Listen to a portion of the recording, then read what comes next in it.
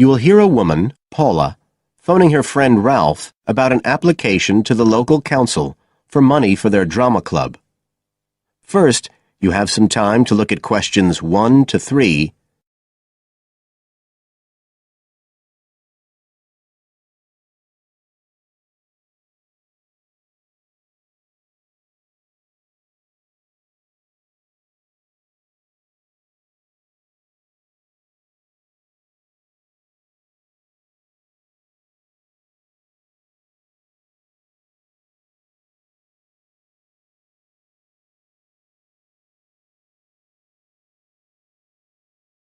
Now we shall begin. You should answer the questions as you listen, because you will not hear the recording a second time. Listen carefully and answer questions 1 to 3.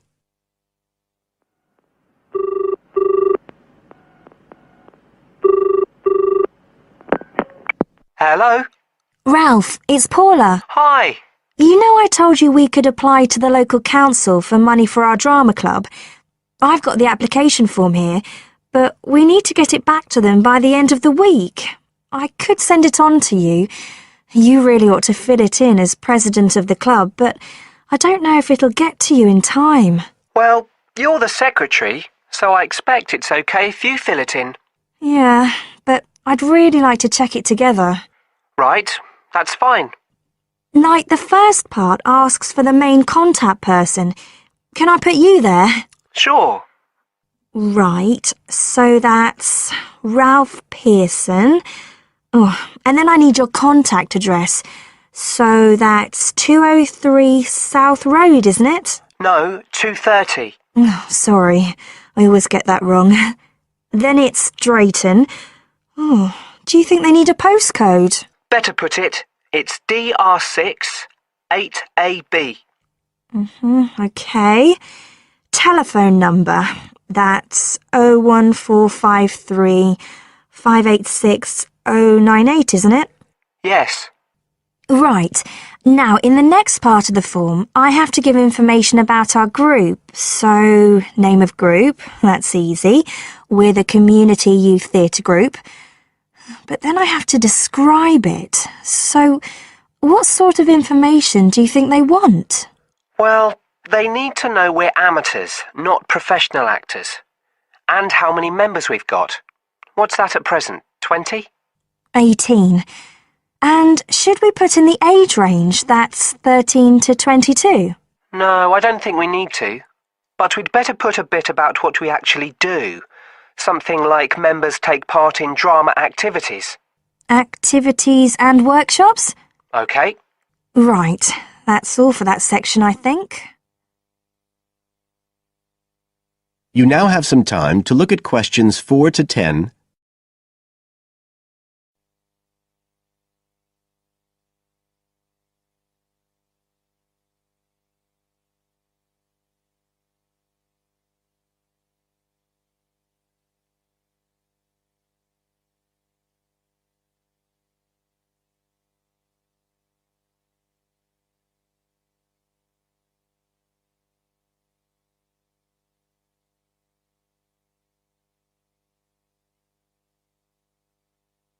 Now listen and answer questions 4 to 10.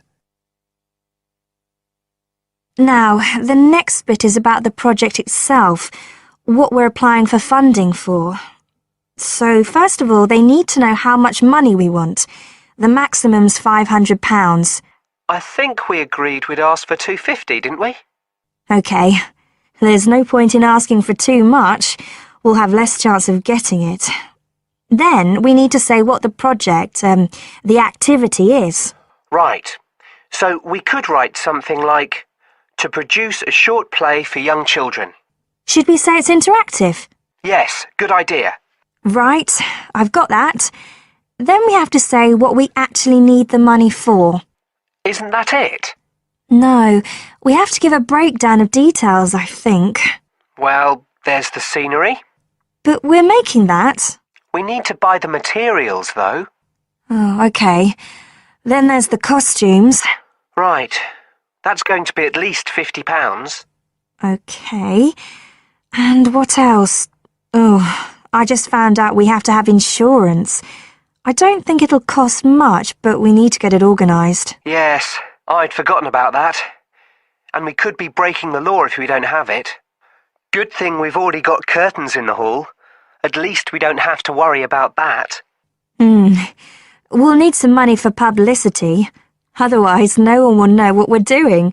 And then a bit of money for unexpected things that come up. Just put sundries at the end of the list. OK, fine. Now, the next thing they want to know is if they give us the grant, how they'll be credited. What do they mean, credited? I think they mean how we'll let the public know that they funded us. They want people to know they've supported us. It looks good for them.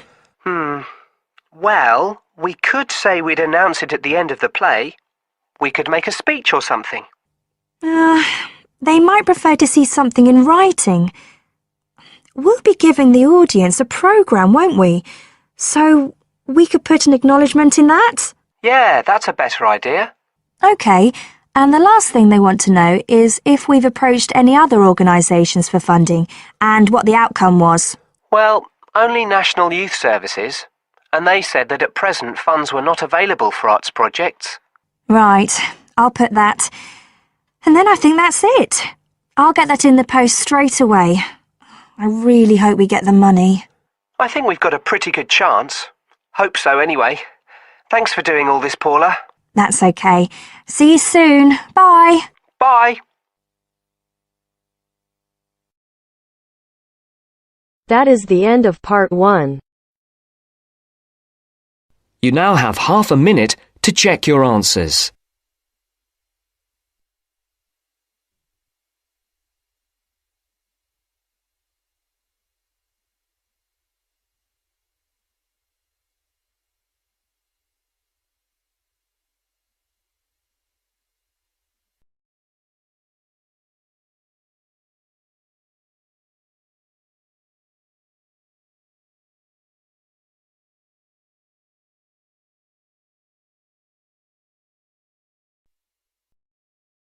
Now turns to part 2.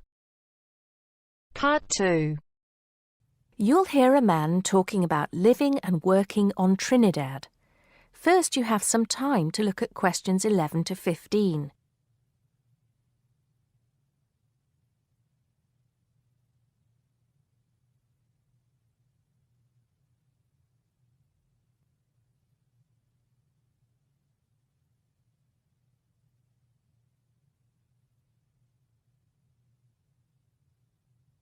Now listen carefully and answer questions 11 to 15.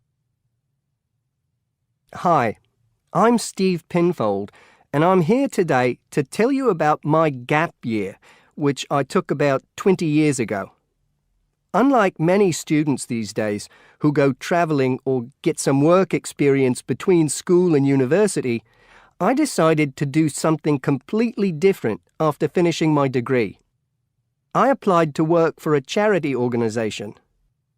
What it does is it sends people with particular skills to countries where those skills are needed.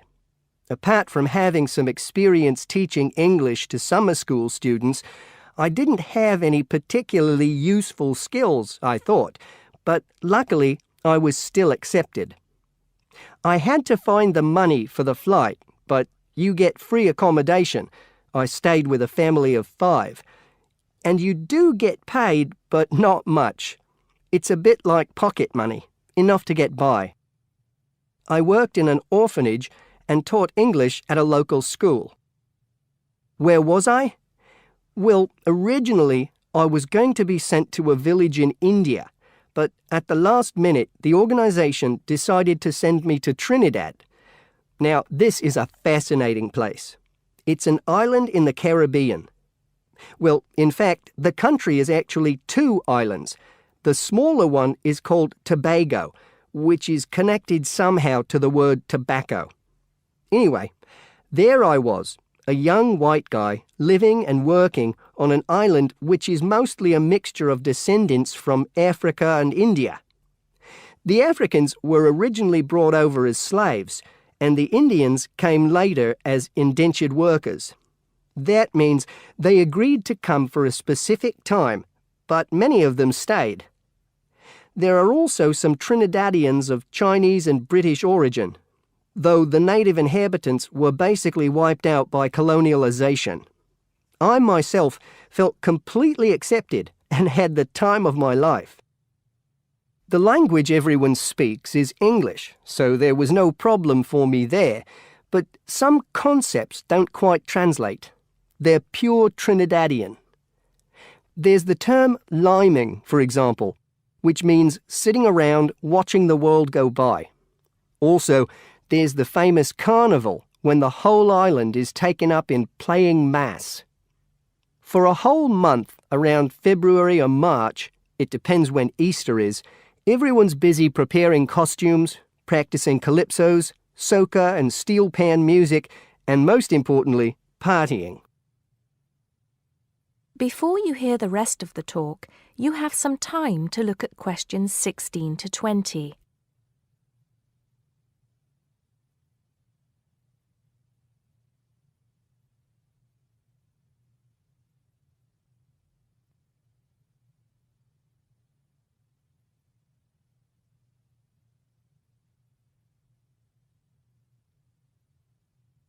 Now listen and answer questions 16 to 20.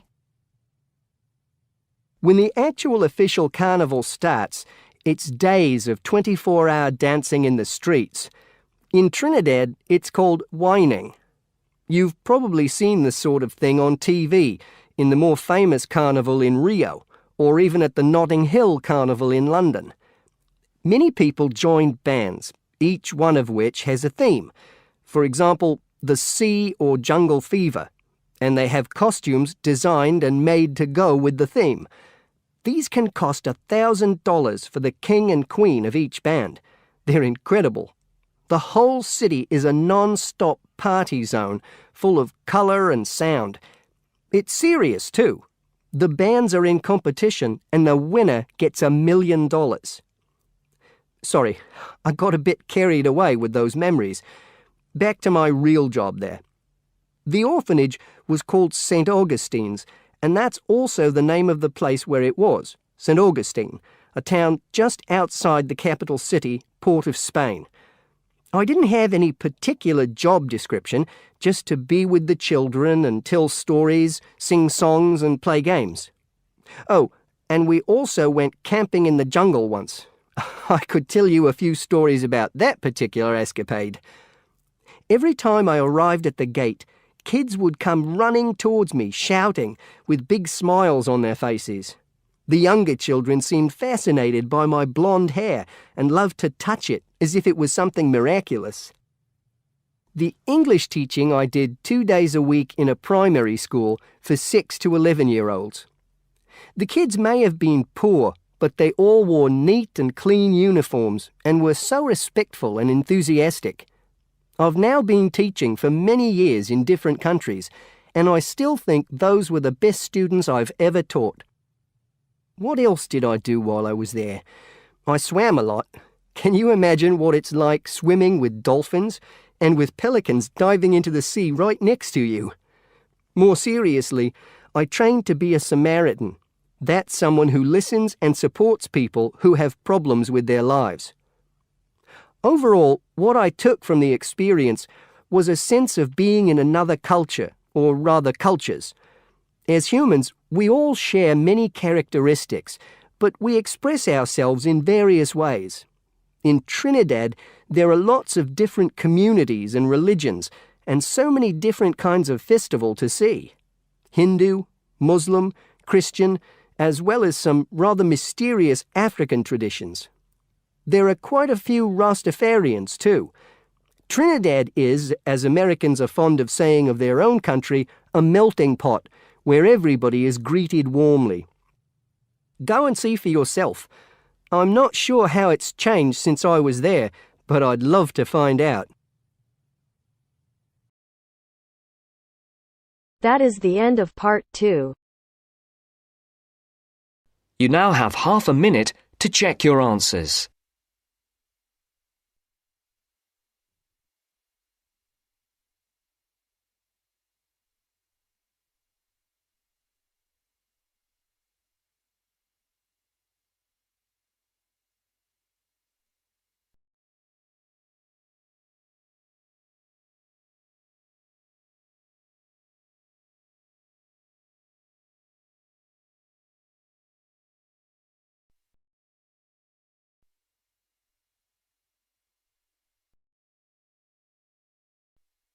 Now turns to Part 3. Part 3. You will hear a talk on ocean spills. As you listen to the talk, circle the appropriate letter for questions 21 to 23. First, look at questions 21 to 23.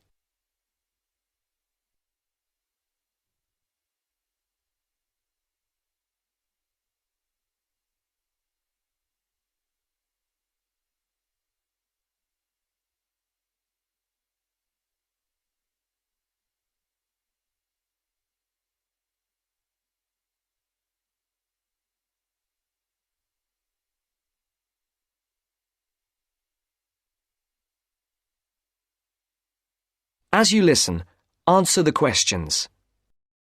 Good morning, everyone. Today, I'll talk about unusual ocean spills that have occurred in the world's oceans. In November of 1992, people at beaches in Canada and Alaska noticed something strange. Blue turtles, red beavers, green frogs, and yellow ducks came bobbing toward them. They soon found out where the strange creatures were coming from. A ship from Hong Kong was on its way to Tacoma, Washington, when it was hit by a severe storm in the middle of the Pacific Ocean. During the storm, huge waves washed 12 containers overboard. Inside the containers were 29,000 plastic bath toys. One of the containers opened, and thousands of plastic bath toys spilled out and began to float across the Pacific Ocean. 10 months later, the first yellow ducks arrived on the North American shore. Beachcombers along the shore began to find the toys and reported them to local newspapers. But the people who were most excited by the plastic toys were the oceanographers. It gave them an opportunity to study ocean currents and winds. Before the conversation continues, look at questions 24 to 30.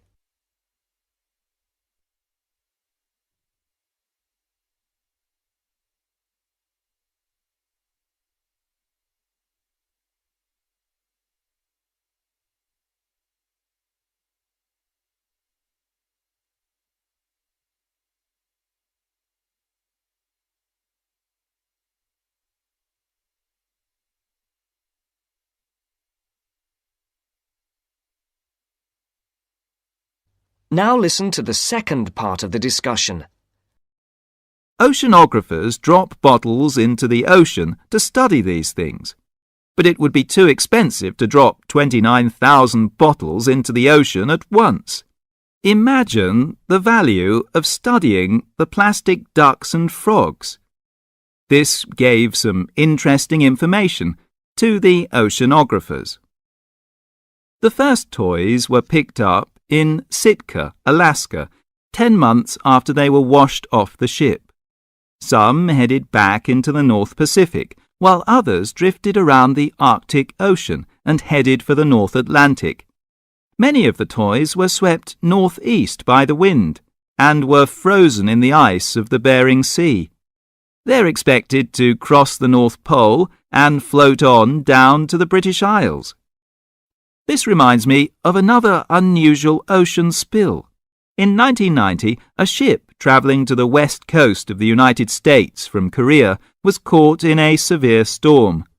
The waves swept 21 containers of Nike shoes into the water.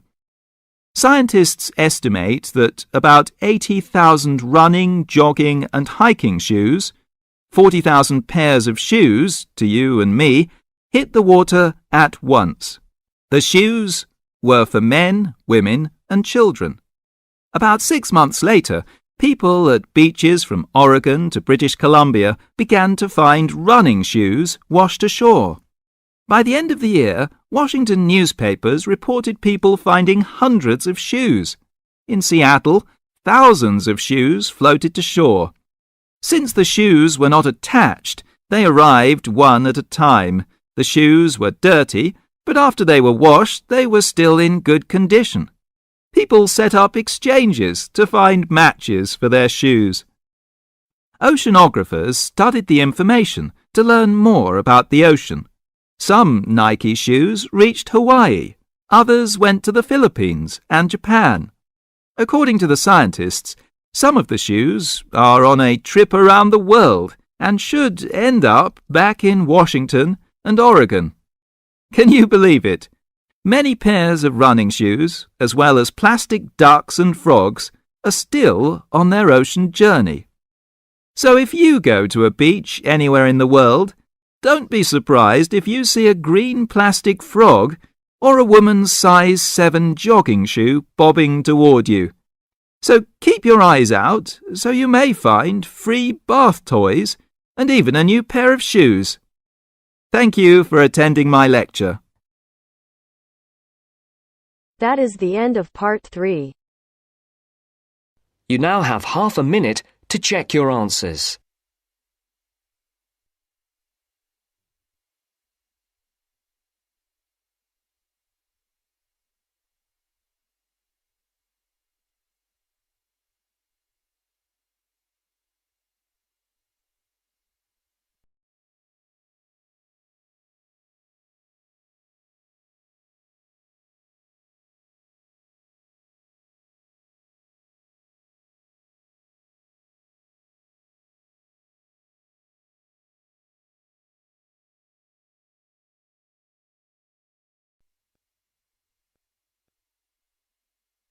Now turns to part 4.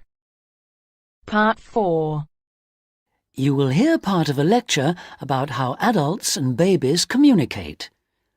You should answer the questions as you listen because you will not hear the recording a second time. First, you have some time to look at questions 31 to 40.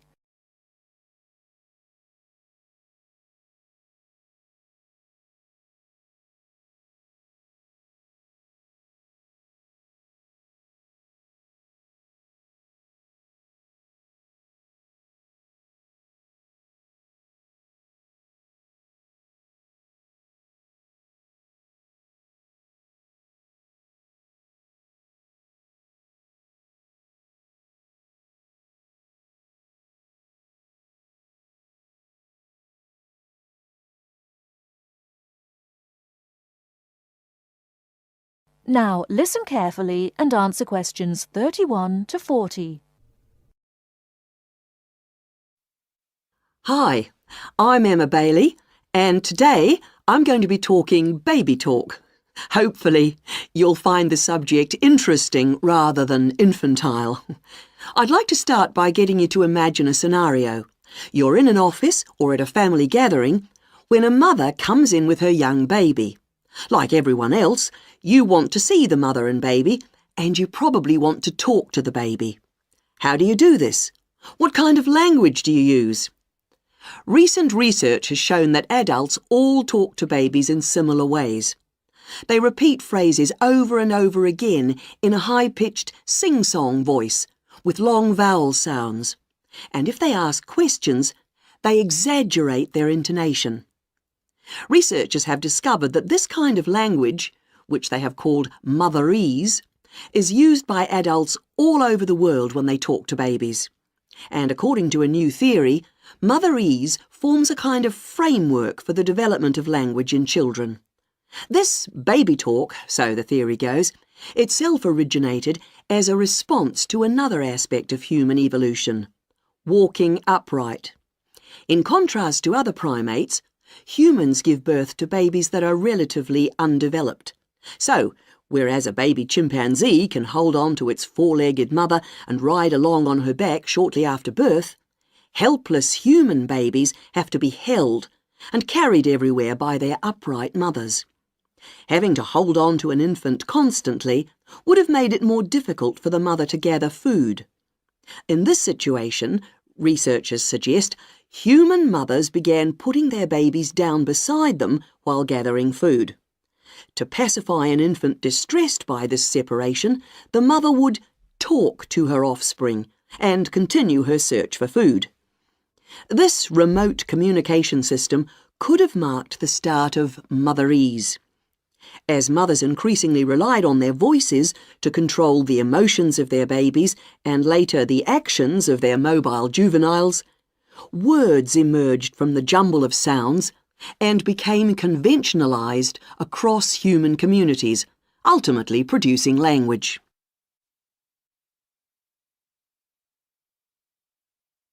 Not all anthropologists, however, accept the assumption that early human mothers put their children down when they were looking for food.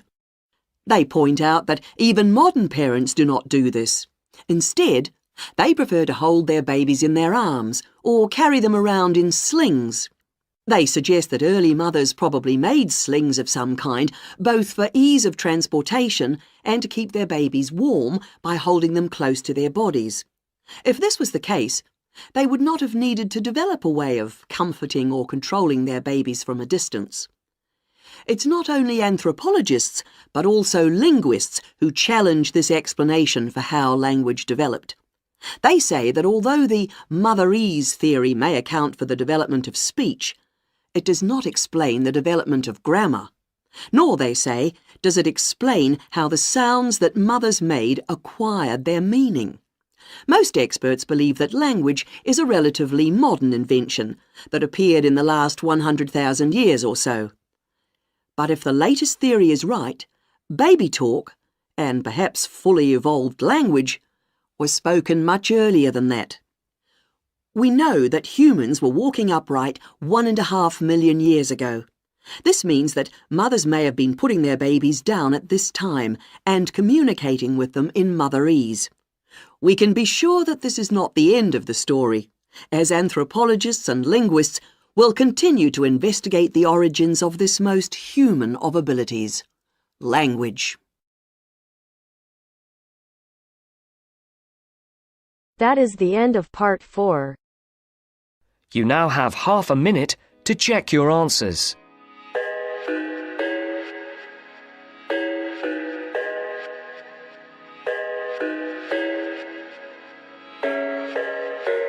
I thought I had it figured out, believed in us, we were meant to be, no doubt. A teenage love, everybody else could see the way we were, living in a fantasy.